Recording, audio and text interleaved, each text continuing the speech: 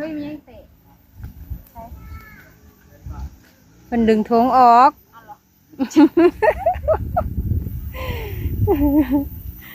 ไปตู้เฮ้ยงามแห้งเนาะมันจิ๋วหน่อยได้นี่นะแม่นงามเนาะพากันมาเบิ่งกาแฟเป็นกะงามเนี่ยมันยังได้คนสวยเอ่ยเดี๋ยวมึงรู้มันกินทุกวันมีกี่วันอายุวัฒนาเนาะวัฒนาจะได้คือเพิ่นอยู่บ่คือเพิ่นอยู่บ่เนี่ยแต่งอก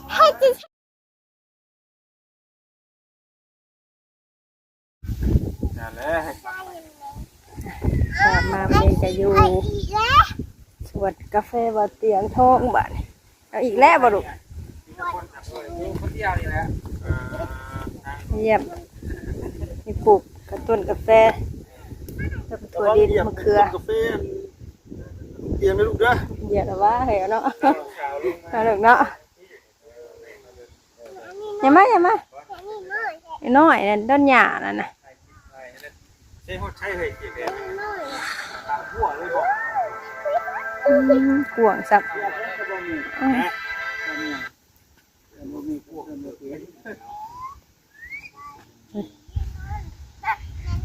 เดี๋ยวดินู่นนี่ย่างกรุบมาเอา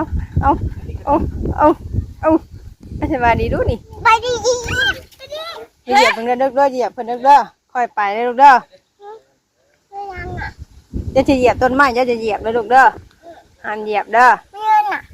ต้นไม้เพิ่นจะเหยียบเด้อย่างไปตามมีต้นไม้เด้อเหยียบนี่บ่เหยียบเหยียบแบบนี้เด้อเหยียบไปอย่า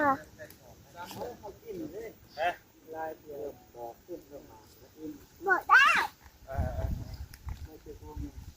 เหยียบตรงไหนมวนเพราะหรือว่าได้มวนเพราะมาบ้วนบ่มวนโอ้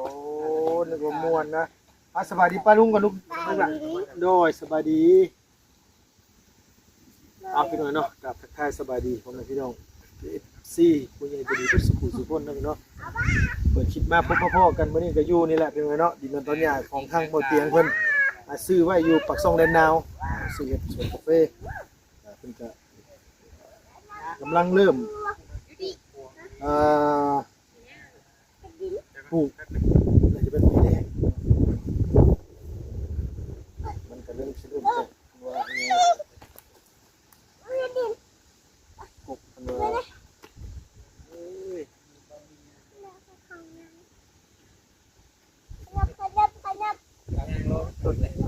กาแฟเนาะเสียให้สนิทเนาะมันบุญหลายเนาะ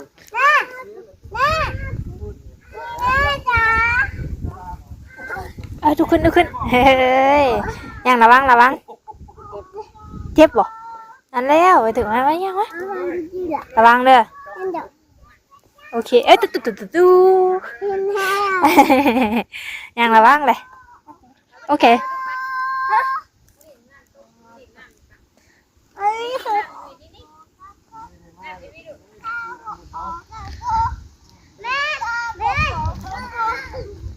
เอ้ย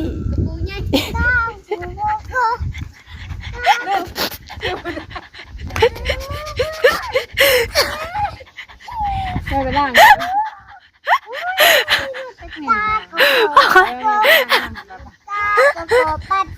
โอ้ย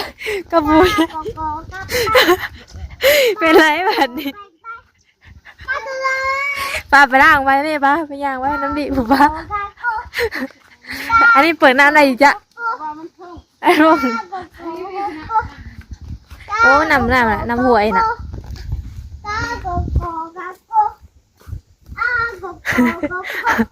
ลงกลางน้ำแน่ดิ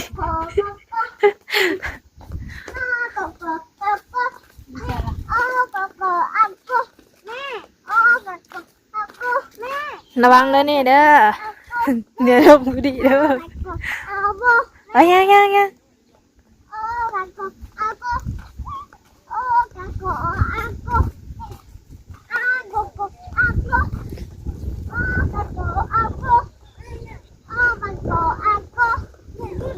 เอาแต่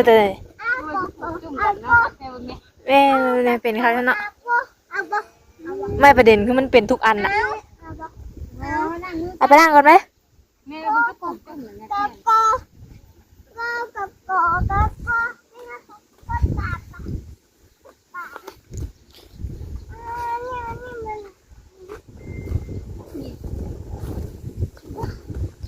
ี่แล้ว โกกับโกกับโก อ้าว กากับโกกับโก ล้างมือก่อนนะ กากับโกกับโกกากับโกกับโกกากับโก ชื่อจีจะกินอย่างชื่อกระโลก กากับโกกับโกกากับโกกับโกกากับโกกับโก นี่ กากับโกกับโกเย้เย้ โป่งกับปี เนี่ยเอาปัดไทยดีบ่ ยุดจะพ้านี่ตีมาติดใส่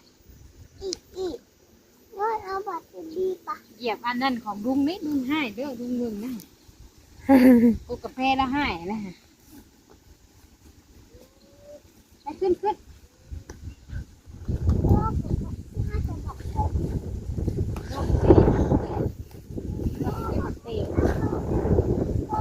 งหมกแตงดิ ประมาณยังโมแก่ลูก ยังบ่ได้มันยังอ่อนอยู่บ่ได้อย่าเพิ่นหายเด้อ ยังอยู่ยังโมแก่หมอนท่านยุบ มอยดอก หมอนท่านยุบไป อันนี้ไปแต่พุ่นเนี่ยไปพุ่นแหละแบบนี้ปะ ก็แบบว่าหมอนท่านยุบไป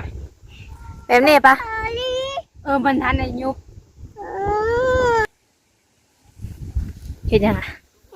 นี่ระวังตกไปหานี้ไปยังโอ้ขี้ดินกลัวบัวเว้ย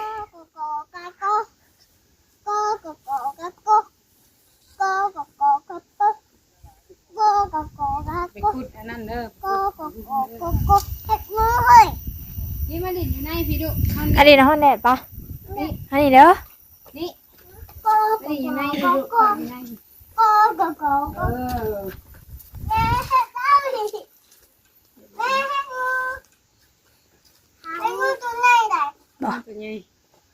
ตัวใหญ่เนี่ยเริ่มบอก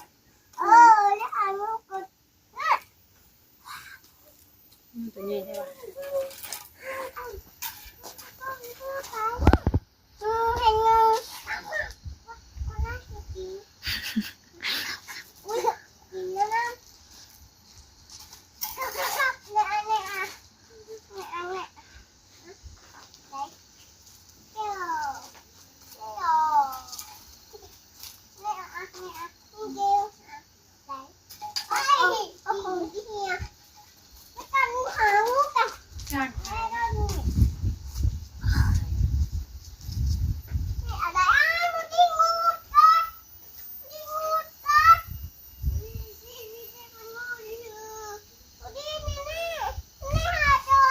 มาคอสพี่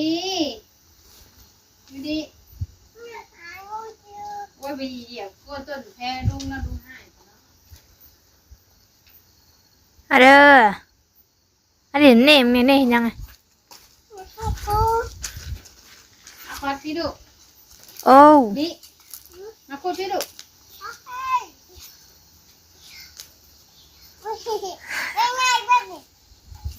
โอ้แหละ โอ้ยสมินนุมันแยมจีฮะเบิ้งเสร็จว่าหยาบแผลเนี่ยบงไฮดินเป็นยังบุริน จะหนุกไหม จะเอาเข่าไปค้างไม่เฮือนนี่ใครว่าหยาบ ไผเบายากชิเมื่อคืนไผดื้อชิเมื่อคืนอ้าวโอ้ no ทำอะไรอ่ะ แม่เสียงแย่งกันนะ เชียงยัง แม่นบอกแม่นเสียงยุ่นบอกขึ้นมาดินเทิงพี่บัดบัวเฮาบัวไฮดินแห่อยากดิ้นอยู่พุ่นอ่ะพ่อไฮดินแห่บัวดิ้นอยู่ลงไปดินอยู่พุ่น เอ้า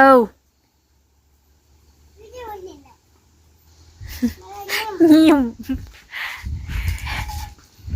ช สิยิ้มอย่างยังลูกบ่ นี่สนุกไหมนี่ ฮัลโหล ลูกบ่ย่างเสียงยิ้มนะเมื่อยก็เมื่อย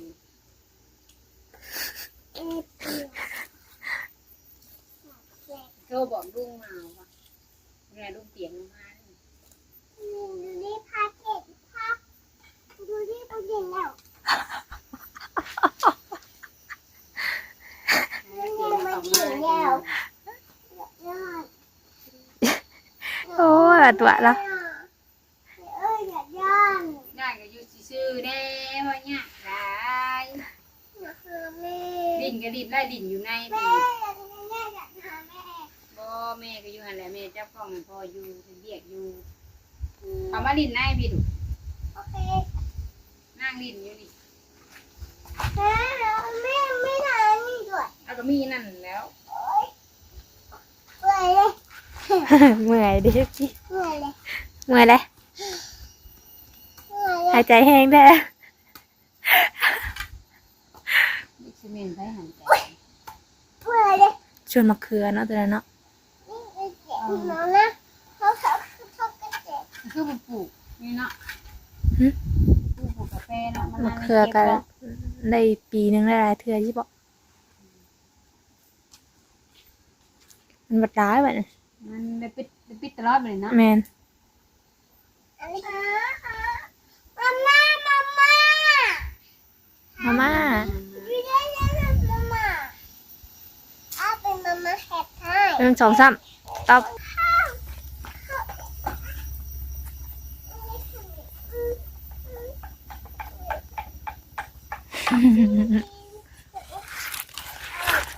ดิอันนี้เป็นดิอันนี้เป็นข้าวดิอันนี้เป็นข้าวโอเคข้าวพี่ข้าวพี่พ่อเห็นเดือนก่อน เห็นยังอ่ะ เดือนถูกมุด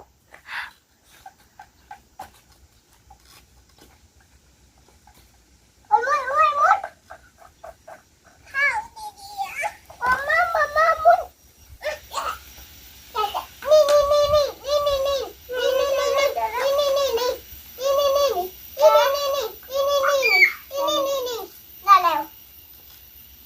ต้นหมากเด็บไหมนะต้นมันไง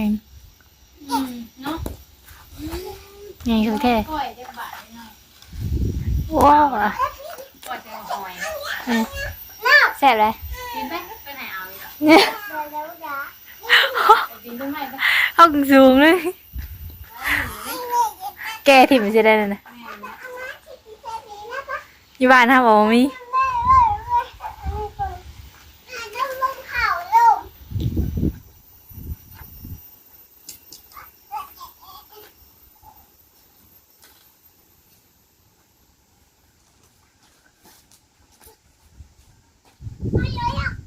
ให้ยิ้มยังนะโอ้ no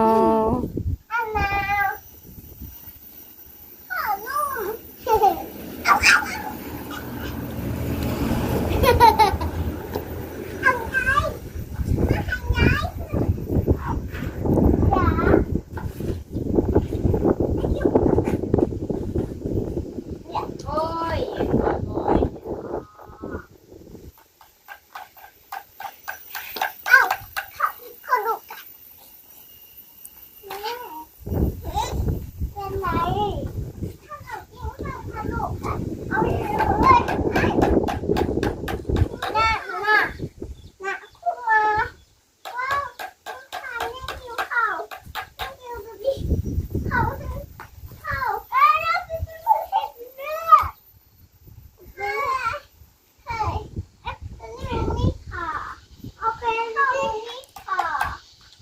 เอ็มมีข่าว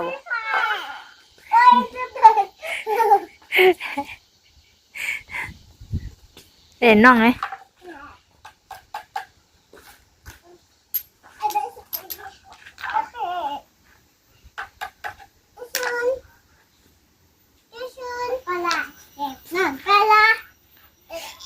ร้องเพลงอยู่ร้องเพลงอยู่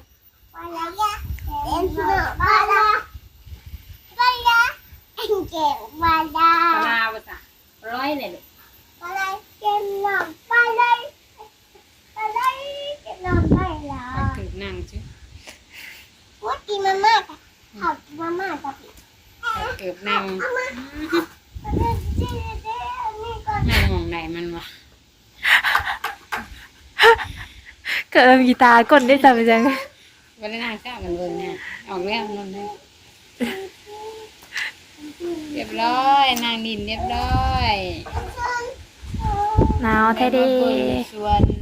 กาแฟดุ้งเตียงนี่นางขาโปนางขาโปขายคิวหอบสวนเยอะไปน้ำกับญาติว่าญาติเหยียบกาแฟลูกเดียว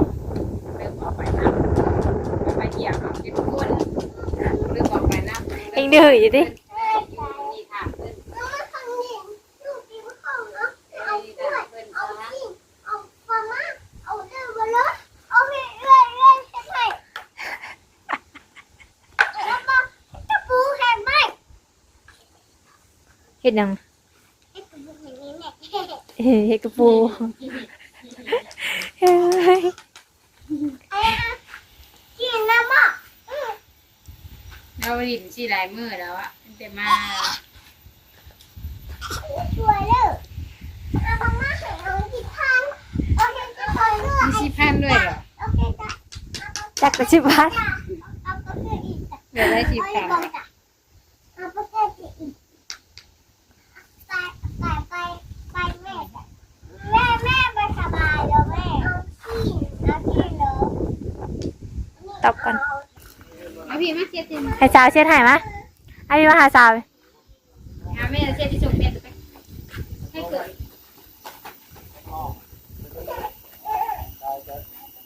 ไปซ่อมใช่ให้ปลูกจากเม็ด ให้เกิดเกิดให้เกิดลูกนะฮะ เอาผมเนี่ยปักเอากันเด็ดละห้อนแล้วกินยังลูกถุงจะกินหม้อเลยอันนี้นี่เป็นกอไม้บ่หรือว่าได้นี่นะมาตั้งแต่งเติมเลยแต่งเติมเลยเนี่ยตัวนี้เราก่อนก็เติมชื่อส่วนแทนเพื่อนตัวนี้งามเลยเนาะเนาะตัวนี้เนาะเก็บได้2เทื่อได้เนาะเนาะหาแจนั่นได้ตัวกลางอันนี้บ่อันบ่น้องจะบ่สิขายฮะหาดูมันได้บ่ร้ายได้เดียวได้บ่สิเนี่ยไล่จับก็เป็นขายดีบ่รอบเนาะ200ล้านว่าเนาะเดี๋ยวนอยเขาจักหมู่บ่ถูกนี่อยู่เนี่ยเอาน้ำเดียวจ้ะเอาน้ำเดียวจ้ะข้าวเอาที่นะข้าวเอาที่หมด 14ล้านเอาอีกจ้ะเท่าไหร่ก่อน14ล้านบาท14ล้านบาท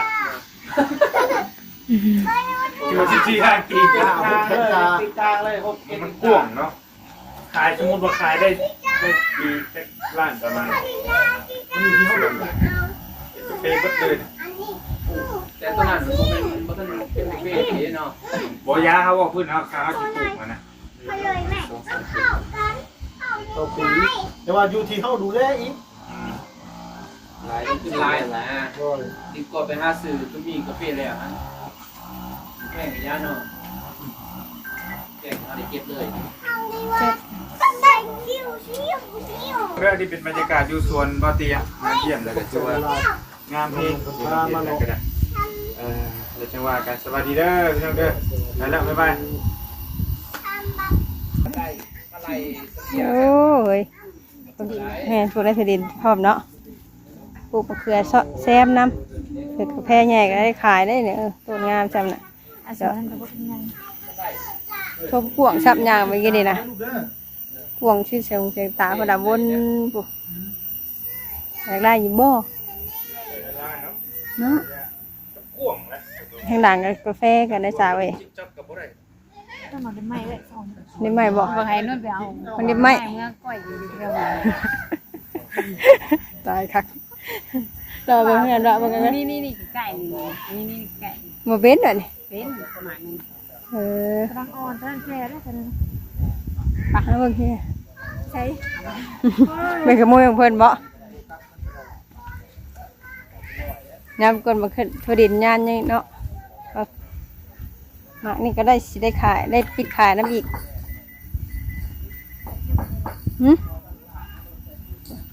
อู้เหนียวฮอดปุ๊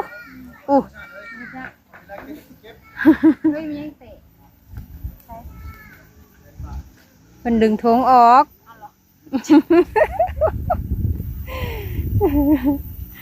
ไปตู้เฮ้ย งามแห้งเนาะมันติวน้อยแน่นี่นะ แม่น งามเนาะ พากันมาเบิ่งกาแฟเป็นกะงามเนี่ยมันยังได้คนสวยเอ่ย แล้วมึงรู้มันกินทุกวันเลย มีกี่วันอายุ ก็จะแบบ วัฒนาเนาะ ปัจนาจะได้คือเพิ่นอยู่บ่ อยู่เพิ่นอยู่บ่เนี่ย แต่งอ ให้จะเช็ดnow ว่าจะเช็ดnow แตงว่าไปเบิ่งแตงมา ดินยานได้ลูก เอานุบมาแล้วมาเหยียบหรอวะเขาก็เบิ่งอยู่เนาะ เหยียบแล้วยังมันลกอยู่นะ บ่ลกหรอก พ่อเข้าไปเลยปะ ผู้คนเผาคนปลูกแซม ในทุดินเนาะ แม่นฮะ ไอ้นั่น ไอ้นั่น เชิมเพอนะ แม่น เห็นบ่แม่นเนาะน่ะหอมนะ นี่สวนนั่นน่ะกว้าง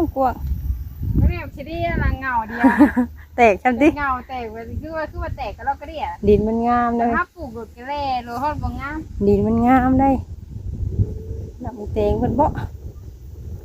มาตีมันเตงเพิ่นกินบ่ เดี๋ยวเบิ่งซื้อ เดี๋ยวซื้อบ่ เดี๋ยวมีหอยหมักแตก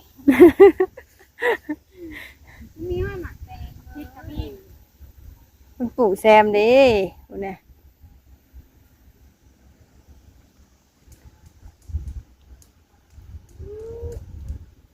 ปลูกชลินตัวบนเลยบ่ ทั่วไปเลยว่าทั่วของเพิ่นอันนี้ซื้อเพิ่นเป็นเสียหญ้าเพิ่นคันปลูกเพิ่นเป็นหญ้าขึ้น ไม่เสียบ่ มันไปเสียมันฝนตกมัน เกลือนะเว้ยหมอไก่นะคะโอ้ยเนี่ยลูกก็เล่นเอาไห่ด้วย ไอ้อู้กระดาษพี่บ่มี ได้สิโดดไปก้าวขายุบปุ๊บ อ๋อสองหมาก หมากไงนึง3 หมาก4 หมาก5 หมากคน เนียนหมักเดียวก็อีไปคั่ว เออ เอ้ยมันหมาก เดี๋ยวเบิ่งแกงเขียวหวานกินเด้ ป้าวันนี้ป้าฝนขึ้ เอา น ไป เลยอ่ะ ซื้อเอาว่า โอเคฉันน้ำปลาลูกน้องมาถึงมาเยี่ยมยามมากันชวนกาแฟ ตุ้มเตียง เตียงเดี๋ยวว่าเตียงทองคันนี่แหละกวงอยู่กวงอยู่ค่ะกวงดีๆไปกวงอยู่ข้างดีๆรอคนน่ะ อยากได้เบิ่ง เนาะ ได้อยู่บ่ เอ้าคนอยากได้ก็อยากกันแล้วเนาะแต่จะเอาเงินไม่ใช้ซื้อ ไม่คือก่อนเราไม่อัน แม่น ออกไก่ห้ากันแท้น่ะ บ่แม่นเป็นบ่ไม่ใหญ่ๆเห็นได้ เออใหญ่ๆมันออกไก่ห้าไหน อันทินแบบ อยู่เมืองจีนพวกอะไร ไปเลยลูกให้ใช่ไหมกลับไปกลับมาอยู่เดี๋ยวสิเนาะสำหรับคลิปนี้ก็สบายดีนะป้าดงเด้อสบายดีไปพ่อกับสวนกาแฟกำลังงามๆเลยสบายดี